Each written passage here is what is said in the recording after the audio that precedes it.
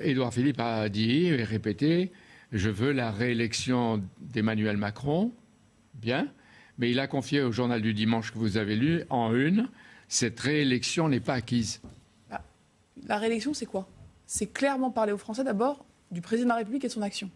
C'est clairement ensuite réunir, élargir, poursuivre. Mais vous confirmez que la réélection n'est pas acquise. Bien sûr, c'est ouvert une réélection ou une élection, surtout quand elle a un président sortant. D'un président sortant, il faut bien qu'on soit dans la rupture. On n'est pas des conservateurs. Il faut qu'on incarne encore l'innovation pour réparer, pour préparer notre pays. Mais ce que j'ai à vous dire, ce qui compte pour moi, de manière très claire, c'est pas les chapelles, c'est pas les partis, c'est est-ce qu'aujourd'hui, on est capable de incarner clairement un soutien sans contrepartie à l'action du président de la République. Donc là, il y a des risques de demande de contrepartie. Et puis, mais on va voir, il y a une nouvelle offre politique, dit-il, qui est née au Havre. Non, moi je vous le dis, l'offre politique nouvelle, c'est celle du président de la République, qui en 2017... D'accord, on ne va pas le répéter, oui, le président de la République. Mais qu'est-ce qu'il a fait en 2017, le président? Il a dit, le clivage droite-gauche, il est incohérent, il ne permet pas au pays d'avancer, il nous maintient dans des discussions qui n'avancent pas. Notre pays a besoin d'avancer, avançons en étant... C'était il y a 5 ans. Oui, mais nous sommes en 2022, il y a 5 ans de pouvoir,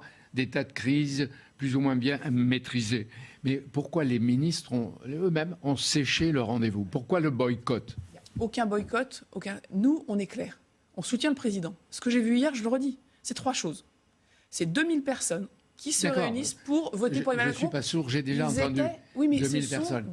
Des personnes qui étaient des opposants de droite jusqu'à maintenant. Ce sont des personnes qui, il y a quelques semaines, quelques mois, n'auraient pas dit qu'ils soutenaient le président de la République et sa réélection. Mais ils ont applaudi quand ils ont entendu qu'il y a que pour une éventuelle victoire, Édouard Philippe sera indispensable.